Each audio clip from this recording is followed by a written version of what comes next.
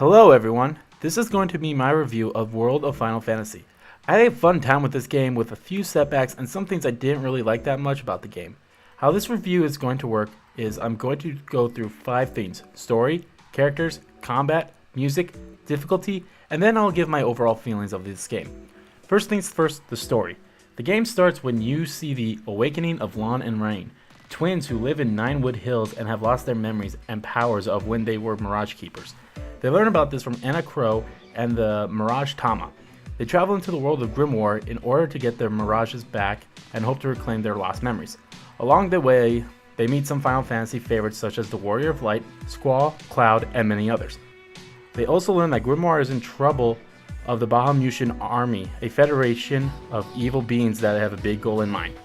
You travel through Grimoire looking for 4 keys to fulfill a prophecy. Once you get the last key, a stairway shows up that takes you to a different version of your home, Ninewood Hills.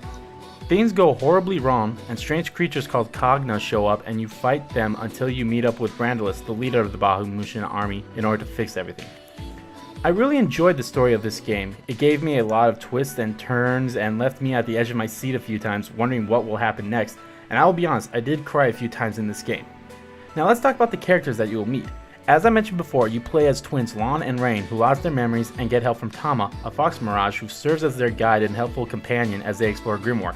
Anna Crow, who you only really see at the beginning of the game, serves as sort of the tutorial of the game, but she also calls herself God of the World and plays a bigger role than what you may think. Another mirage that helps you out is Seraphi, who holds all your other mirages and kind of serves as the PC from Pokemon games, where you can change your party of mirages as well as transform your mirage into different creatures. As I've said before, you'll meet a lot of Final Fantasy characters as you explore the world. They have their own personalities and are similar to how they acted in their own Final Fantasy game, and all the mirages you encountered are all based on Final Fantasy monsters and other series regulars like Moogles, Chocobos, and Cactuars. And the villains of this game really have great designs as well, with the Plume Knight being my favorite looking bad guy, but Brandilis and Seguaris have some really nice designs as well. I really enjoyed all the characters in this game. They each have their own personalities and mix well with each other. Although I have to say, Lann does get the short end of the stick a lot through this game. Also, Lann and Rain look similar to Kingdom Hearts characters, which isn't that strange since Tetsuya Nomura was part of helping design some of the characters. Next is the combat. The combat is a little different than most Final Fantasy games in that you are stacked with your mirages and combine your powers together, where you can use the abilities of all of them and even do some powerful skills if you have the right abilities on your stack. How stacking works is there are 3 sizes: small, medium, and large, and it works like that: small on top, medium in the middle, and large on the bottom. Your characters Lann and Rain can change their size from large to medium, and they each have 2 different stack setups, one for their littlekin form, their medium size, and one for their giant form, their large size. And you can also unstack or stack back while on combat to help out deal more damage or even go sooner or faster than your enemies. The combat is a turn-based style that can change from wait to real time. In wait, you have time to think about what actions your characters will do. In real time, time keeps moving and you have to come up with your actions faster. The good news is you can change this from the menu if one is more to your liking. In order to get mirages, you have to make a Prism Tunity, which you can learn how to do for each mirage by using the Libra ability. This ability is useful not only for finding out what creates the Prism Tunity, but also to see how much health the creature has and what they are weak and strong against.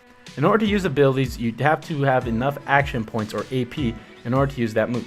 How mirages get those moves is with every level up they get 1 skill point or SP, and you unlock them once you have enough SP in their mirage boards. How Lann and Rain get these abilities is through med jewels. Those can be found in chests or by getting them from the mirage boards as well. Once you reach a certain point in the story, you'll be able to use champion medals, real powerful attacks where you summon champions, the Final Fantasy characters, to help you out if you are in a bind. I do have to say I love this mechanic in the game, and they have helped me a lot in a lot of battles, and their abilities are varied from powerful strike attacks or magic attacks, and some that heal your entire party or even brings them back from being KO'd.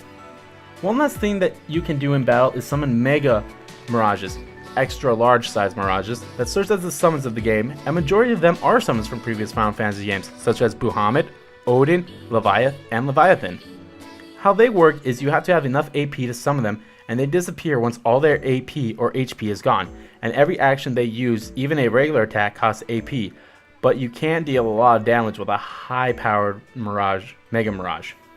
I will be honest, the first time I played this game, the stacking kind of threw me off a bit, but it was easy to understand and it's fun to do some different things with how you stack or unstack your party. The music of this game is fantastic and probably one of my favorite things about this game. From the theme song you hear once you finish the prologue, to the battle music, to even the music you hear during cutscenes, and while you are exploring the world, it is just amazing. Masashi Hamauzu, I'm sorry if I butchered that, did a fantastic job at composing the music and that theme song. I'll be honest, that theme song brings me to tears every now and then, and it's just that beautiful. The difficulty of this game isn't really that hard since you don't get to pick a difficulty. It is well balanced at some points of the game, but then you will see powerful enemies in forms of those things called Murkrifts, which hold powerful mirages that are normally too strong for you to take on when you first see them. But if you're like me, who did a lot of grind to get to a high level, they might be easier.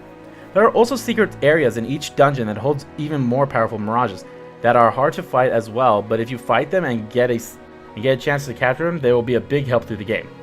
And if you want to place the grind early in the game, get a Mirage that knows the Smash ability and the Flutter ability to help you get to the secret area in the Nether Nebula, and you can get up to a good level there easily if you think you need the help, but you don't really need to grind in this game unless you are going to fight the end game bosses.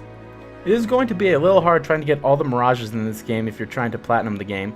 Some of them are hard to get while others are easy. Just take your time and think things over and you will get it in time. My overall thoughts about this game is amazing and I really enjoyed it. A lot more than I thought I was going to. I'm so glad I picked up this game.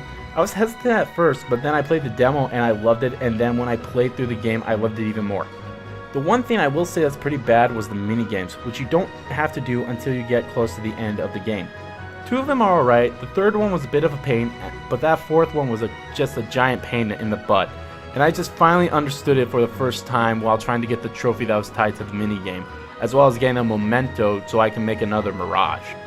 This game also looks really beautiful as well, from the character designs to the Mirages and to the environments. It just all looks so beautiful, especially the anime cutscenes. And I have said it before and I will say it again. If they made an anime out of this, I would watch it. It's just so beautiful. But I really enjoyed this game, and the good news is you don't have to have played any other Final Fantasy game to enjoy it. It just helps so that you know the characters a bit more. One comparison I see a lot, and I have to agree with, is that it's a little like Pokemon in that you can change your party a bit, and like I said earlier, there's a PC type system where you can bring in other Mirages or have a place to hold your other Mirages. Overall, I say I have to give this game an 8.5 out of 10 because of the minigames and some other small bumps you might come across in this game. But I still think this game is a must-buy if you are a Final Fantasy fan or a JRPG fan, and if you are a fan of cute and nice looking visuals. I want to thank you all so much for watching, and if you are still hesitant about picking up this game, you can watch my playthrough of it on my other channel, RPG Kingdom Kid, in the description below. Or if you have played the game, I want to hear your thoughts of it in the comments down below. I want to thank you all so much for watching it once again, and I'll see you all next time.